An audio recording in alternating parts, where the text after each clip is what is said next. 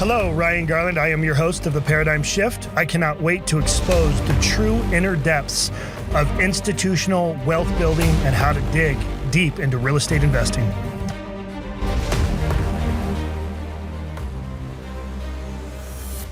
Hey everybody, Ryan Garland here, founder and chairman of Paradyme. Thank you for watching the Paradyme Shift, which is sponsored by 10 Day Doors. They made this amazing 2,000-pound table for me recently. And today I'm honored to bring on my electrician. And I don't think a lot of people that are operators or developers like me that want to highlight their subs and a lot of the guys that are actually doing the work. And that's really my goal. And I really want to show you guys the relationship in which Nick and I built. He is my electrician. He owns, was it London Bridge Electric? Yep. And the backstory is I called this guy.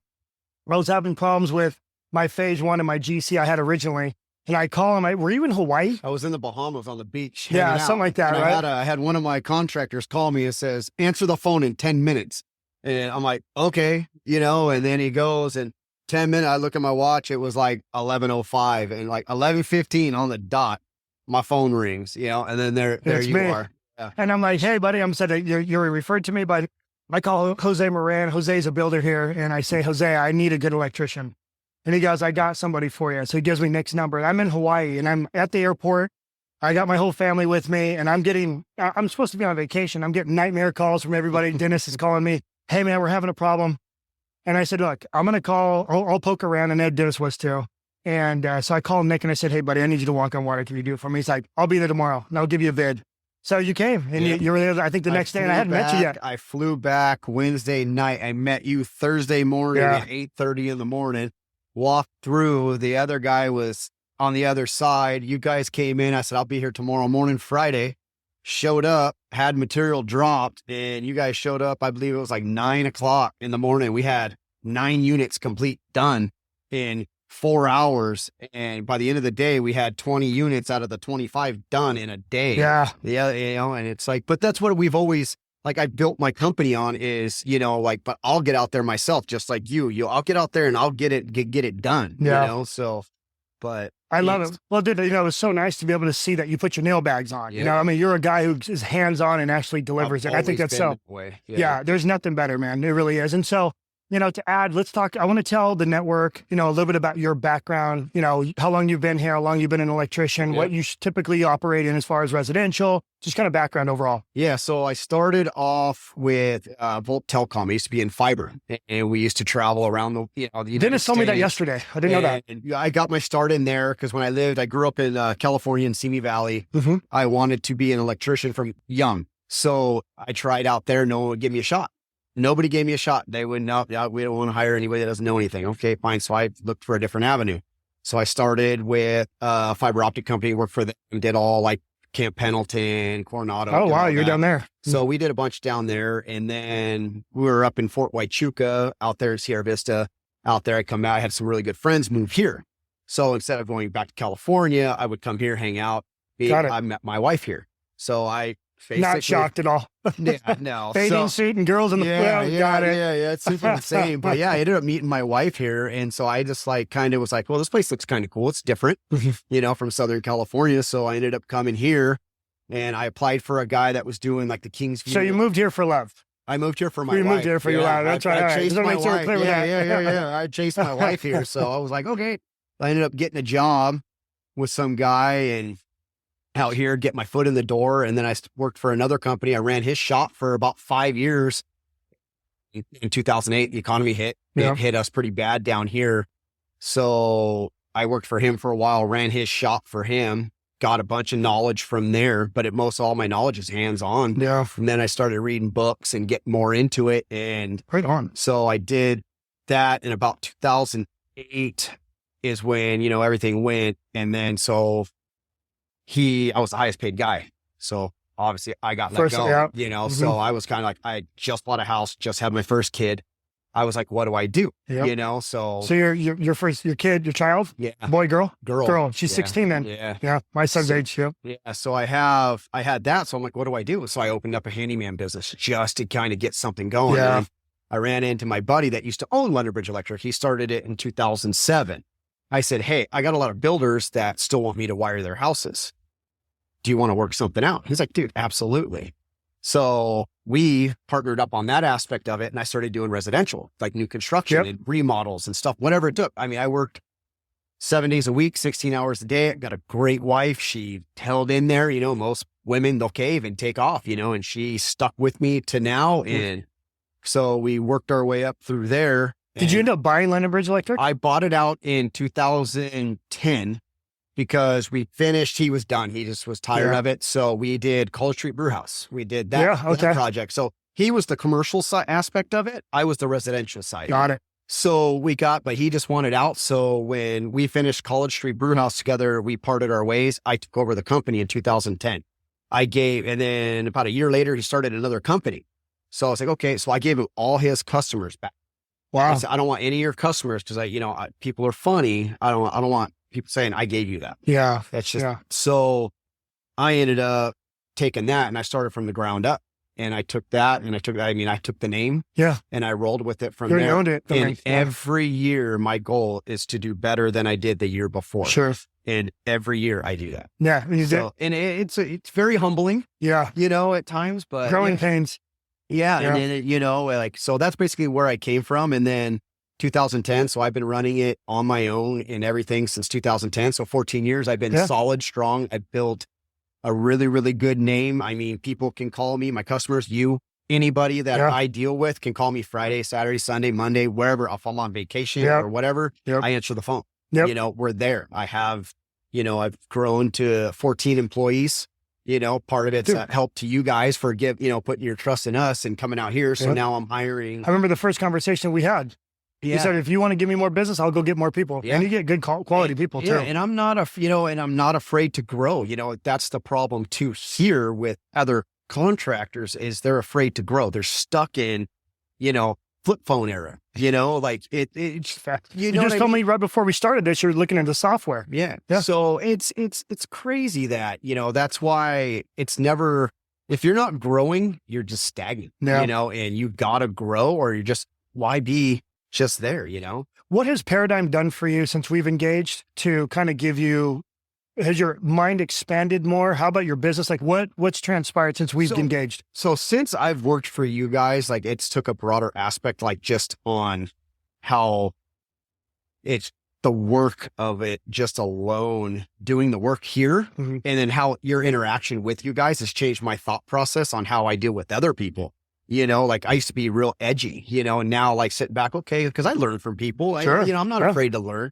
You know, just that. And then Paradyme, I mean, just you guys putting your trust in us to come in and just knock some stuff out for you and get it done. And, you know, no questions asked, just I need it done and it's done, you know? And I mean, that's made substantial. I can't thank you guys enough for even giving me that much, you know, it's just crazy to be, you know, the different projects we got coming up, like, you know, like it's just, it makes me want to keep hiring. Yeah. You know, well, I told you, you keep hiring, I'll keep giving. Yeah. You know, it was cool. I appreciate the kind words you said about me coming on site, you know, and just kind of how the energy shifts when I'm on site because I engage with everybody. Well, it's good because you don't get that, you know, that much, you know, you don't. And it's good to see quality people come up and just be like, hey man, like, thanks for doing a kick-ass job. Yeah. You know, that little bit right there goes a long way. It makes you, you know, that brings loyalty to people, you know, and loyalty that's few and far between. We were just, I literally have been telling everybody loyalty is literally the key to a good, healthy business. If you have good key operators inside your company that have that high level of loyalty and belief in the company and they are bought in, you can grow it to a level you never thought you could. Yeah. And that's like, you know, like I look back from 2010, you know, my dad, we sat down and we were having a talk and he's like, well, what's your goals? I said, I want to be the biggest guy in this town. Aren't you? I'm damn close, man. I'm damn close. I was going to say, aren't you? That's why because I've been talking to Aaron. I brought Aaron on for a podcast and I told Aaron, I'm like, so how much have you grown since? He's like, dude, I'm on the map. He's like, all the competitors, everyone's hitting me up. Everybody knows, knows me through Paradyme. Yep. And then I went and started getting a bunch of calls and jobs. And he's like, I'm probably the biggest guy in the town now. Yeah. And it was funny because Eric told me, he's like, I'm pretty sure Nick's one of the biggest electrical contractors here now. You know what? And and then you're so humble. And I know you're not going to say modest, it. I know. I'm being very modest on it. But, you know, I mean, just as, you know, we're more of like a residential based deal, but you know, and I stopped doing commercial just because it's hard to get the labor. I know. Labor here I is know. it's terrible. I know. But it's we went more focused towards residential, and then it's like, but then I got hooked up with you, and it just broadened my horizons, you know. And it's like, okay, well, we can do this. Like this stuff, it's easy stuff, you know. It's good. Consistent, and it's we're here for 4 to 5 weeks. We're done. We move on. You know, it's so. I want to highlight something, and what I think the main purpose of me bringing you on is because not a lot of guys like me will talk about the problems that go on with construction because they don't want their investors to stress. They just, and I get all that, but I'm too much of a transparent person. I just don't give a shit. If my investors don't like something, I'm sorry, but this is the way it goes, you know. But I've tried to tell everybody what they're getting themselves into in the beginning. But one of the big things, and this is 90% of my conversation, is, you know, what administration is going to take it, how's that's going to create bottlenecks in construction and material, and the list kind of goes on. Everyone's fearful right now, and they should. One of the things that is such an uncommon conversation for operators to talk to their clients about is switchgear and the issues with switchgear overall. And this is an industry-wide problem. No, it's nationwide. It's nationwide with the switchgear situation. Like, I mean, just for instance, I had... So tell our audience what switchgear is, though, so that way they know. Switchgear is basically, it's our entire, I mean, it's our heart of the building. You know, it is what powers the entire building. So like, say, for instance, on here on unit C, you know, in D, that basically powers all the units. So we have a separate run that goes to each unit for each panel that we have, you know, and, you know, just like other guys don't do that. You know, you guys do the separate panels. You have your ACs, you insulate the walls, which is ridiculous, but, you know, but the little things, you know, and so that's what switchgear is. And it's just been a nationwide issue since COVID.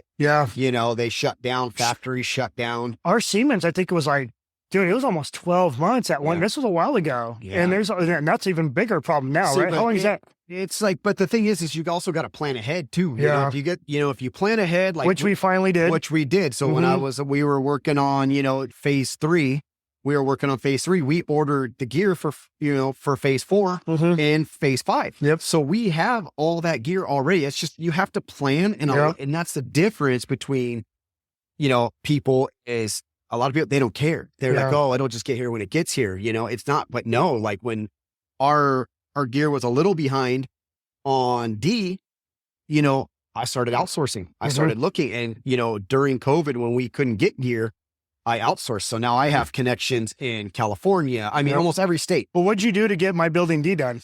I had to drive down. I searched and searched and searched for that one panel. That it was the only thing holding that thing up. I found it in a little electrical shop in Canoga Park, California. And I literally packed up, found it Friday night, got up at 5 a.m, drove there, got it, be back here Monday to finish the project on time. I called Dennis right in. I was telling him like, hey man, don't make me have to hire a buyer's rep for you. Cause all I care about is helping get the material if we're having problems. I said, if Nick needs help, let us know. And so he calls me back. He's like, I literally got off the phone with Nick.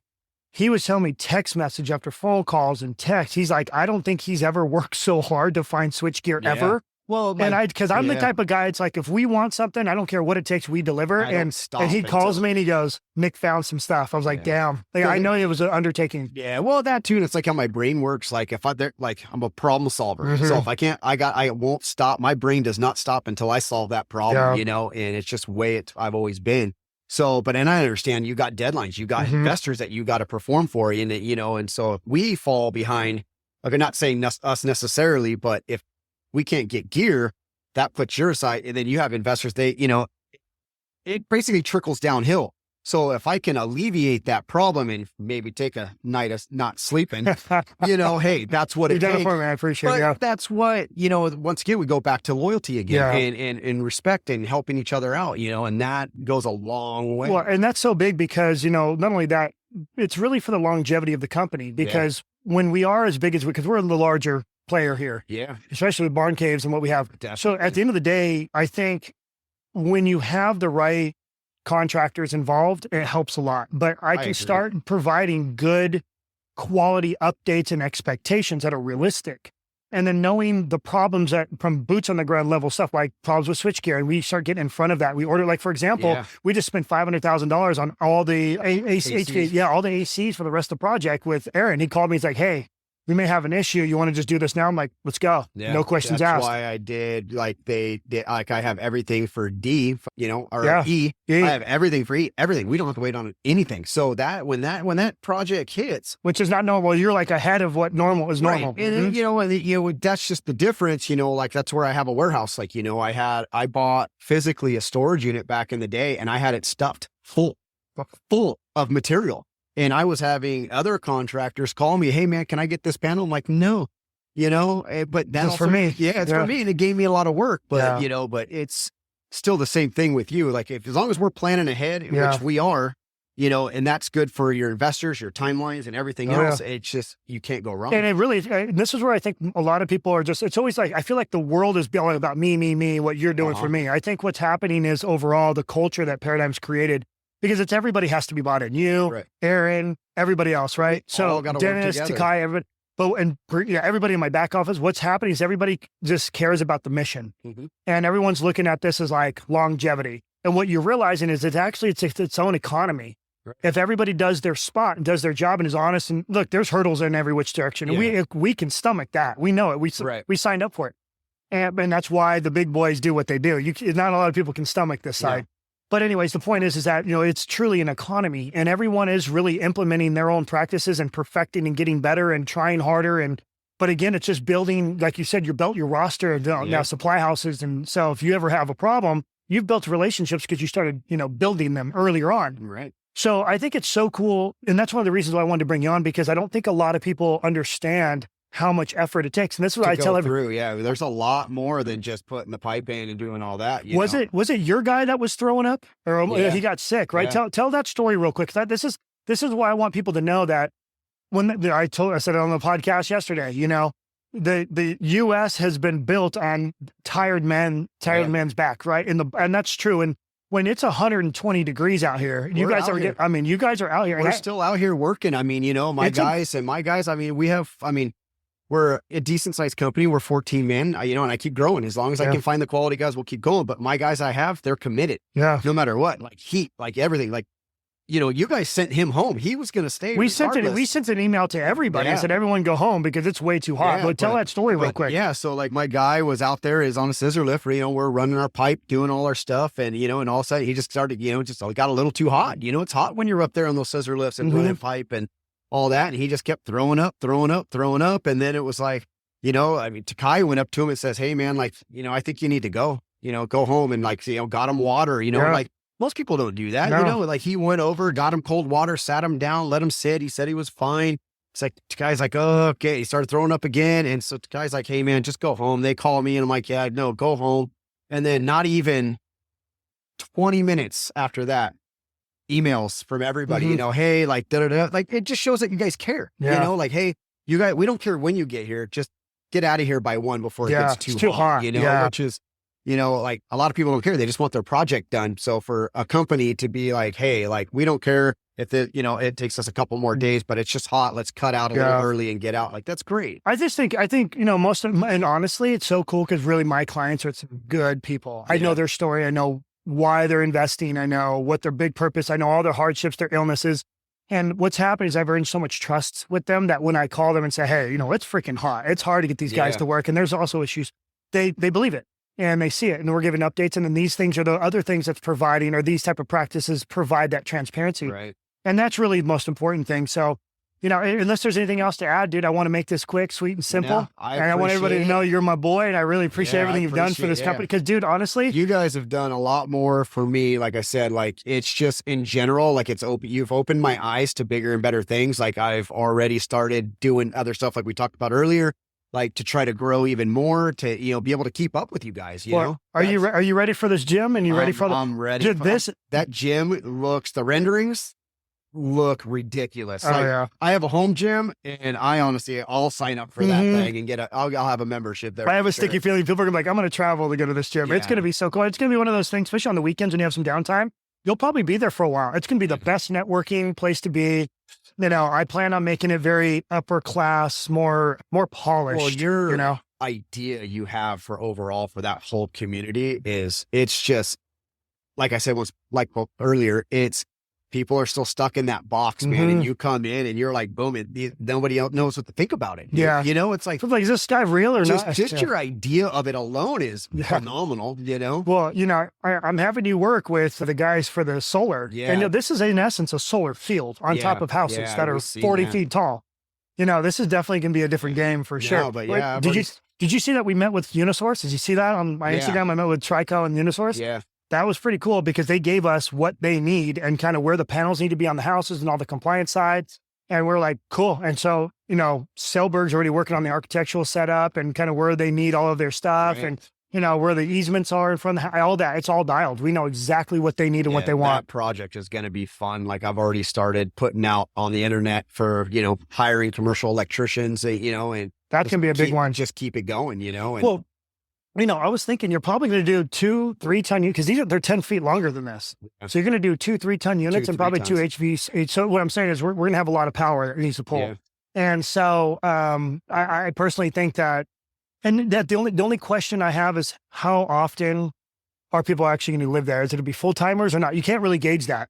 No, you can't really tell, but I think at first it's going to start in as like, you know, kind of like here, it's kind of like a vacation home. Like it's going to be a second home for people. And then, you know, I think transitionally, like anything, they're just going to eventually just stay. Oh yeah. You know, I mean, because why would you want to leave? You're going to have that massive pool. You're going to have, you know, I mean, you can hop on your little e-bike, cruise over to the gym, go to the mall. I mean, it's all coming. You got everything. You got the airport right there. So if you want to fly in, you can boom, you're right Home there. Depot, which is like every man's dream to live next to Home Depot. Right. Yeah, or a woman's dream. There's a lot of women that love that stuff too. My wife, I think, is at Home Depot more than me at this point. So, man, yeah, I really appreciate it, brother. It's honestly an honor. I really, really appreciate everything you've done for me and this company. I appreciate it. It's important that I share who really is the ones back there doing it. Yeah, I'm able to put everybody together, but it's not me that's pulling the wire. It's you and your team, and I'm hoping your team will see this. Yeah. And I want them to know how much I appreciate them too, and everybody in this company, investors and people that are relying on us to perform, you know. Awesome. They appreciate that. My guys tell me all the time, like how cool it is for you guys and like how easy it is for you guys to come up and just, you know, like, so it's nice. So, you know, and I'd like to also just thank you for, you know, putting your trust in me and my company and coming out and being able to knock it out for you and just keep everybody happy. Granted, dude. You know? Right. The best part is you got the switchgear, so now we don't have to worry about anything. No. And it's cool because Dennis is like, okay, well, Nick's going to start. And I'm like, well, yeah, he'll be done in like 3 days. Yeah. You know, he's just going to bang this out. I have it for F already too. I know. It's great. That's already done and it's on its way. We're starting the wall on G. I know. We're working on that. Yep. So I'm pumped about it. So this is going to move a whole lot faster now. That's normal. You know, as you get farther in your phases, you start speeding up. You get you that too. And you get all your little forks out. Oh, yeah. So now it's done. It's over. Now it's like it's time to move on, start fresh and new, and just bang it. Go time, baby. Well, thank you very much. Thank you. All right, guys. So once again, thank you for joining us. My electrician, the guy who actually is getting the job done and delivering faster than we ever expected. So thanks again, and on to the next.